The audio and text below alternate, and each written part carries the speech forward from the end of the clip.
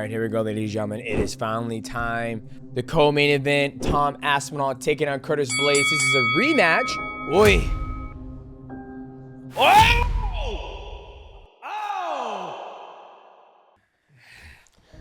All right, here we go, ladies and gentlemen. About damn time we are here at this fight. Paddy the Baddie Pimblett taking on King Green.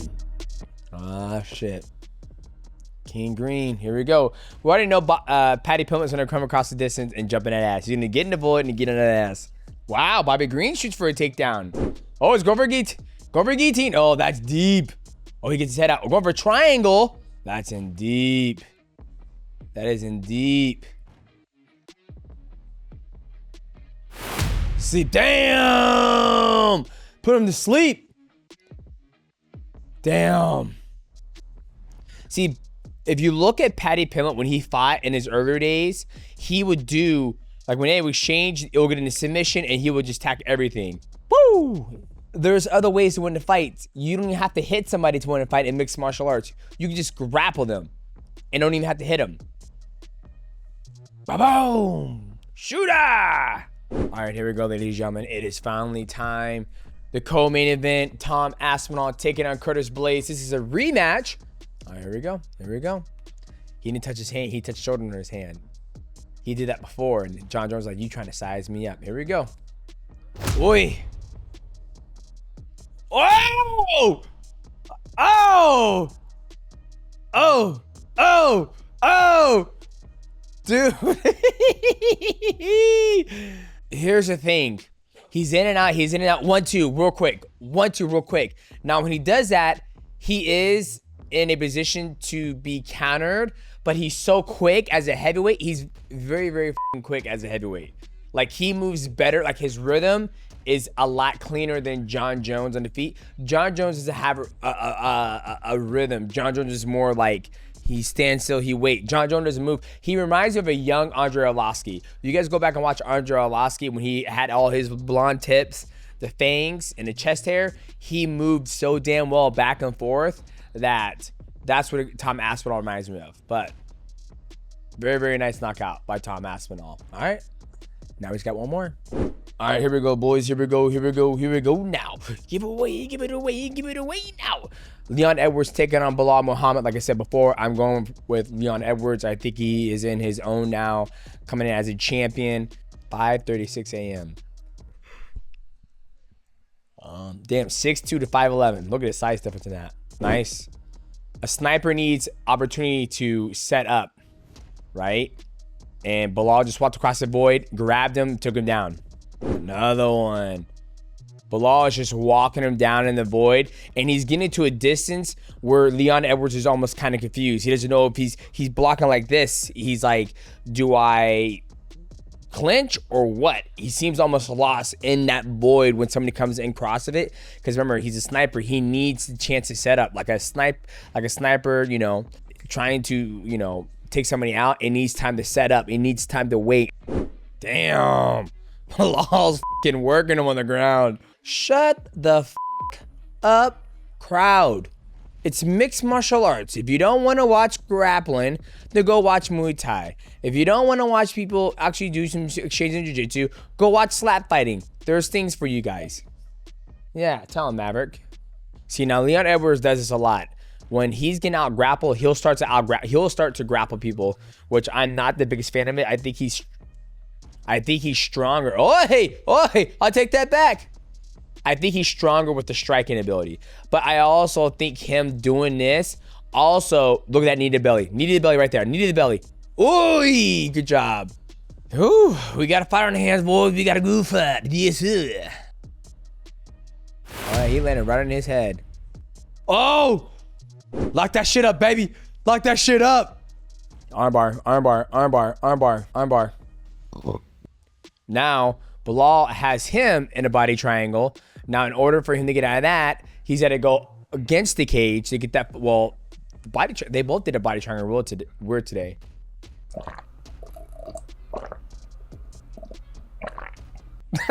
It fucking love that void walk in. This is why I'll always say grappling is king. Fuck. Just a little too late. Did you want him to win? I wanted Leon Edwards to win, but you know, he did a great job of coming out there and just out grappling Leon Edwards and getting across the void and just walking people down. Like I always tell people that, like, grappling is king. Like if you can be the best striker in the world, if you can't clinch, and if you don't want to say Leon Edwards can't grapple, but the wrestling was the biggest difference in this fight and the grappling exchange. But we'll talk about this more in the office. Let's get there, boys. Welcome back, ladies and gentlemen. Welcome back, and we just got done watching UFC 304.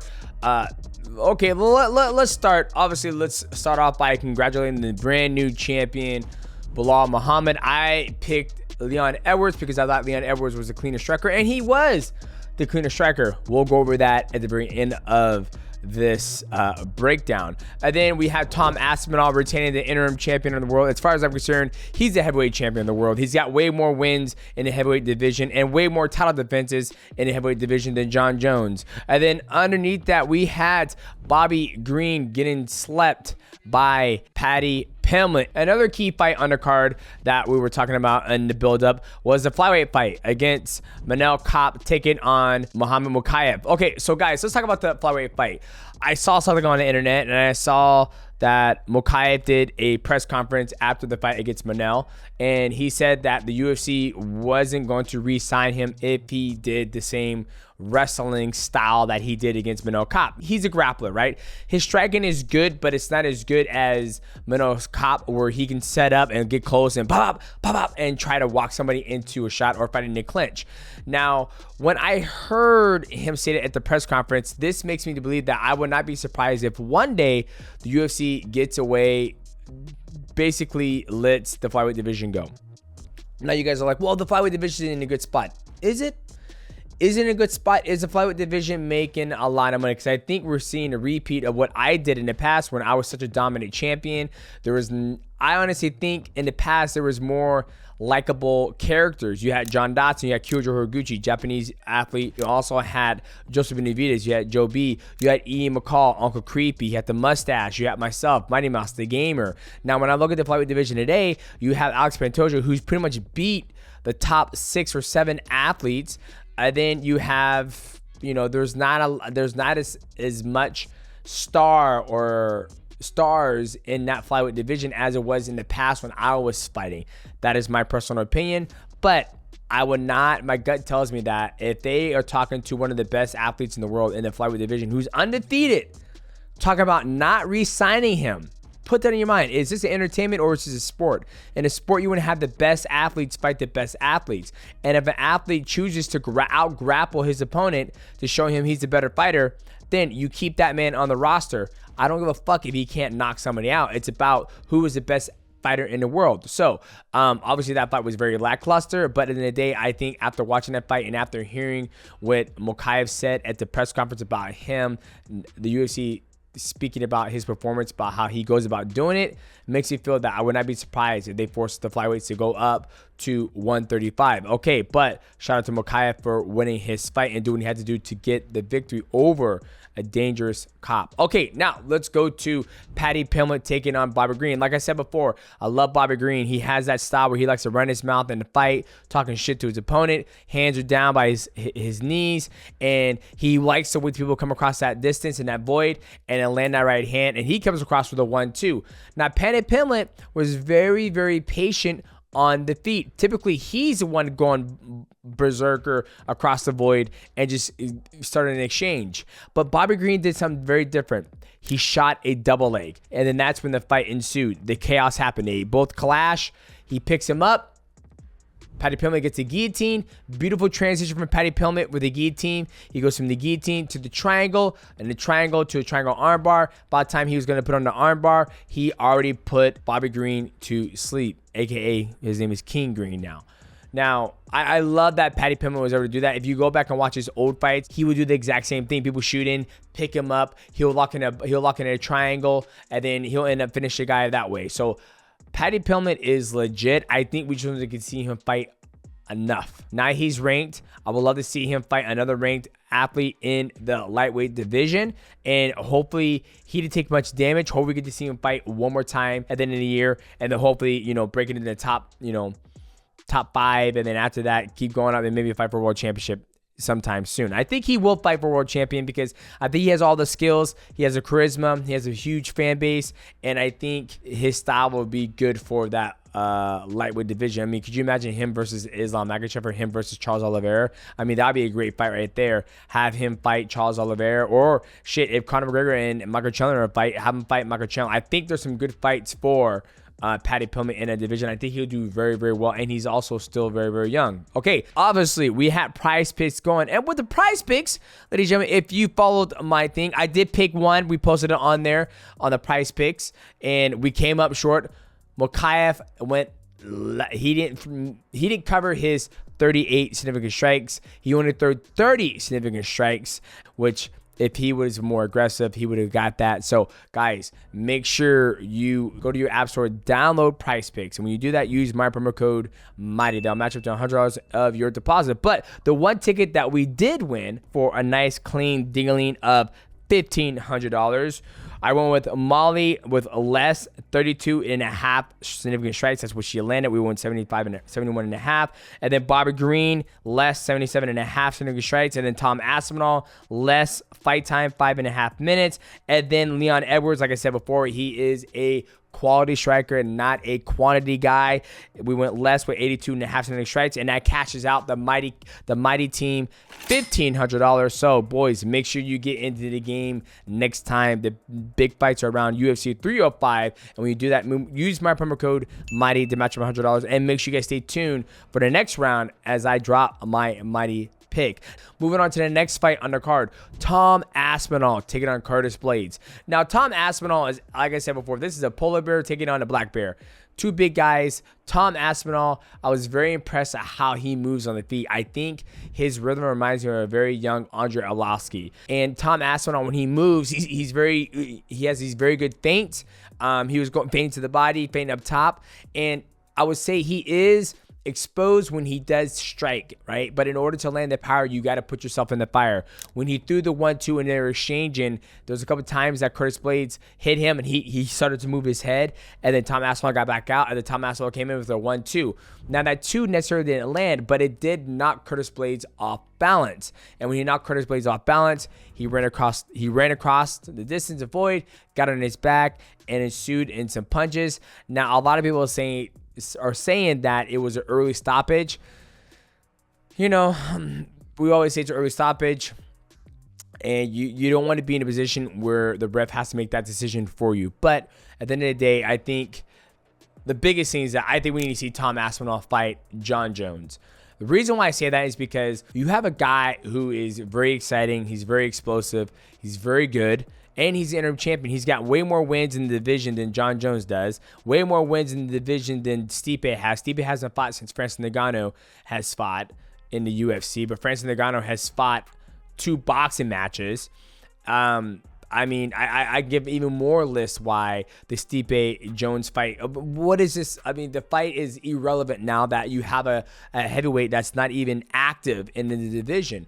And that's not Stipe's fault. It's just something that Stipe just hasn't been as active. I mean, he got knocked out his last fight. My personal opinion, they should push for the Jon Jones versus Tom Aspinall. I think that sells way more pay-per-views. I think we might miss the opportunity for Jon Jones to fight Tom Aspinall. Because let's sit back and let's look at reality here. If Jon Jones fights Stipe Miocic November 9th, okay, they fight, Jon Jones beats Stipe, or Stipe beats Jon Jones. Okay, so Jon Jones beats Stipe Miocic. Stipe Miocic hasn't fought in, like I said, four years potentially. And let's say he beats Stipe Miocic. Jon Jones is only going to get older. It's not like his body is going to miraculously just be, not suffer another injury in training camp or whatever like that. So I think this is an opportunity to catch lightning in a bottle with Jon Jones versus Tom Aspinall, because Tom Aspinall is pretty hot right now. I think that's the fight to make. But once again, this is not my decision. It's Jon Jones' decision. This is just me as an athlete on the outside, and I think I speak for, a lot of the fans out there that that's the fight to make. I don't think anybody's worried about I'm not too worried about Stipe versus Jon Jones. I'm going to watch the fight. I'm going to cover the fight because I'm excited to see Jon Jones come back. But I think Stipe is in a time in his life where he is, you know, being a firefighter, amazing husband, amazing dad, where I just don't understand how come he's been out of the game for so long. I'll have to go back and look and see, you know, what kept him out so long, right? If you got knocked out by Stipe, if you got knocked out by Francis, okay, you take a year off, a year and a half off, then you get back in the fight again. But he took 4 years off. So that's the thing. And here, once again, here's another guy coming off a loss, getting a crack at the world title shot. That just doesn't make sense in the sporting world, right? It doesn't make sense. Okay, but shout out to Tom Aspinall for winning the fight. Now let's get to the main event. Leon Edwards taking on Belal Muhammad. So the first off thing I want to say is, yes, I did laugh at Belal Muhammad striking because he is a reactionary striker in the past. But the one thing that Belal Muhammad did very well was he did not give the sniper an opportunity to set up the 50 cal sniper to land that perfect shot. Now, if you look at some of the guys who need time to set up their striking, Edson Barboza is another good example. When Edson Barboza fought Khabib Nurmagomedov, Khabib didn't give him the opportunity to set up the sniper. He just bum rushed him and took him down and just started mauling him. And that's essentially what Belal Muhammad did. He went right out the fight, right out the start, right off the rip. He runs across the distance, gets in the void and grabs the gloves, starts grabbing the gloves and gets in an uncomfortable position where Leon Edwards wasn't comfortable, right? Leon Edwards started blocking like this, and that's when an uppercut came through. Once he got here, I felt like Leon Edwards was in a limbo land, right? Instead of going like this, he could have came forward and clinch, fighting the clinch game. Or he could have dropped down and did a shot. Or he could have just, you know, like when somebody closes that distance, you have a couple options.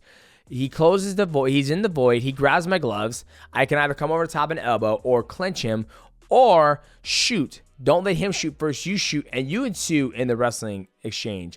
But Belal Muhammad took advantage of getting close, shutting him down, grabbing the gloves, elevation change, out grappling Leon Edwards. Once he got the back and did the body triangle, then it's pretty much it's very hard to get out of a body triangle. If you have grappled before, I have been in a body triangle. It's just fucking hard to get out of. It just truly is, especially if the guy is a super good grappler. And then another key thing that Belal did very well is that when he was trying to take down Leon Edwards' cage, instead of having the body lock over his waist or his butt, he switched to the groin toss throw. It's basically where you take your hands, you unlock them, you go between the groin, and you just lift up. It's a lot easier to lift them up because you're lifting up the balls. You're lifting them up right from the chode, and he spiked Leon Edwards on his head. Now, in one championship, that would have been a foul. He would have been disqualified, but in UFC, you're allowed to do it. He spikes him. Now, we don't know if Leon Edwards got concussed or whatnot, but it seemed like Leon Edwards couldn't get his game going, which is his striking game. Now, Leon Edwards did have some good moments in the fight where he would reverse, come on top of Belal Muhammad. That's where he did the most damage in the fight at the very end of the fight when it was a little bit too late. But he was able to reverse, get out of that position, and land that elbow. Another key thing that I talked about going into this fight is that if Leon Edwards starts to doubt himself, which he has in the past when he fought Kamaru Usman the second time, you have to have the cornerman, come on, get your shit together. We saw the exact same thing. The cornermen were being very chaotic to where you look at the other side of the fence where Belal Muhammad's guys are like, dude, you got this, mijo. You got this. Don't give him any distance. Don't give him any space. And then more activity in the hands and take him down. You had two opposites of the sides where one guy is being, he's doubting himself. You have the cornerman, this guy's yelling at him, then this guy's yelling at him, get your shit together. The other side, you have the other guy, he's having a fucking cup of tea, and they're calling him mijo. You got this, mijo. You got this. I think that was a big factor going into the fight. And Leon Edwards said at the end of the fight, he goes, I'm just tired. I'm just tired. Heavy the crown wears a champion. Right? I might have said that wrong, but you guys get the gist of it. I felt like Leon Edwards was starting to come in his own hometown. It's 5:35 in the morning. It's fucking late. I just felt Belal Muhammad did an amazing job executing his game plan, getting across the void, getting his hands on Leon Edwards. And if Belal was going to win this fight, this is how I predicted he was going to win the fight, even though I went with Leon Edwards. When I'm doing these predictions, I believe any one of these guys can win the fight, right? it's just a matter of who's going to be able to execute the game plan and be able to capitalize on what's happening in the fight. Another thing that was very interesting in that Belal Muhammad versus Leon Edwards fight, Leon Edwards got outstruck by Belal Muhammad. So here's the thing. All the people out there who have fought, when you fight somebody, there's a rhythm to fighting. 1, 2, 3, 1, 1, 2, 6, 3, 2, 1, 2, 1, 1, 2, 3, bop, bop, bop, bop, bop, bop. It's like cadence of a drum. Right? Da, da, da, da, da, da, da, da, da, da, da, da, da. When you fight somebody who doesn't have rhythm, who's very unorthodox, they're actually harder to fight because their timing is not normal. You feint with them and they're so much slower than you, then it's like they just don't react correctly. So I've sparred guys like this. There's a guy at a gym I used to spar. I'm not going to say his name. He had no rhythm and he was a lot slower than I was, but he would hit me a lot more than I would hit him because his rhythm was just so unorthodox. Even Bibiano Fernandez, he goes, DJ, he goes, I spar this guy and he's hitting me way more than when I'm fighting somebody else who has good stand-up, a good rhythm. It's because his cadence is a very off beat. It's not a very good rhythmic beat. And that's what Belal Muhammad was doing against Leon Edwards. He would run across the void and then he would do these shots, boom, boom. And then Leon Edwards would go lateral and he'll go boom, left hand, right hand. He'll go left hand, right. And then Leon Edwards would circle back. Then he would run across the void again, grab the gloves, jab, jab. And when it starts changing, the punches are going wild. But it's that constant pressure and that unorthodox style of the striking that got Leon Edwards off his game, I feel like. So, but shout out to Belal Muhammad. I did not think he was going to get done. I thought Belal wasn't going to be enough to outstrike Leon Edwards, but I knew Belal Muhammad would have the grappling exchange against Leon Edwards. Now, what do I want to see next for the two champions? We have the interim champion, Tom Aspinall, and then we have the new champion, Belal Muhammad. Do I want to see a rematch? Absolutely not. I do not want to see a rematch between Leon Edwards versus Belal Muhammad. I think Belal Muhammad won that fight fair and square. I think he was his game plan was way better executed and way better strategized, if you ask me. I would love to see Belal Muhammad maybe fight Ian Gary. That's the welterweight he comes to my mind. Yeah, I mean, I felt like that was such a big fight that I'm not, too sure. You have Kamaru Usman, who's in the wings. He's coming off 2 losses. He hasn't fought since then. He's getting old. I know his knees are nice and brittle. But we'll see. I'm excited to see what Belal Muhammad could do. Obviously, for Tom Aspinall, no secret there. I think everyone wants to see Tom Aspinall versus Jon Jones if they can make that fight happen at November 9th. I mean, speaking the fact is November 9th, Tom Aspinall is healthy. He took no damage whatsoever when he fought Curtis Blaydes. And I think, if we sit here and look at who will be a tougher fight, I think we all can agree that Tom Aspinall is a tougher fight for Jon Jones than Stipe Miocic. And if I'm wrong, then I will swallow my analyst thing, but I think it's all fair to say that Tom Aspinall is the tougher fight for Jon Jones. So boys, if you guys enjoyed this breakdown, please leave a comment down below and let me know what you guys thought of my analysis of the fight. Obviously, I came up short with 2.5 significant strikes on that goddamn Mokaev fight, but hey, you know what? I had a good time watching the fights, having some skin in the game, and you can have skin in the game too if you go to your app store, download PrizePicks, and when you do that, make sure you use my promo code MIGHTY. They'll match up to $100 of your deposit to make sure you guys can make the right pick at the right place, which is PrizePick. And we will see you guys on Monday for the Void breakdown as I break down the Void with Belal Muhammad, what he did so well to beat Leon Edwards. Cheers, boys. See you in the next one.